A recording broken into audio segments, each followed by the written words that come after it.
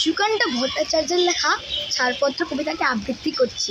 যে শিশু ভূমিষ্ঠ হল আজ রাত্রে, তার মুখে খবর পেলুম সে পেয়েছে ছাড়পত্র এক নতুন বিশ্বের দ্বারে।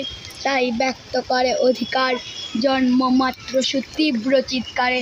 খদ্বদহ নিঃস্ব হয় তবু তার মুষ্টিবদ্ধ হাত উত্তোলিত উদ্ভাসিত কি এক দুর্বোধ্য প্রতিজ্ঞায়। সে ভাষা বোঝে না কেউ, কেউ হাসে কেউ করে মৃদু তিরস্কার। আমি কিন্তু মনে মনে বুঝেছি সে ভাষা। পেয়েছি নতুন চিঠি আসন্ন যুগের, পরিচয়পত্র পরিভূমিষ্ঠ শিশুর অস্পষ্ট কুয়াশা ভরা চোখে। এসেছে নতুন শিশু, তাকে ছেড়ে দিতে হবে স্থান জীর্ণ পৃথিবীতে ব্যর্থ মৃত আর ধ্বংসস্তূপ পিঠে।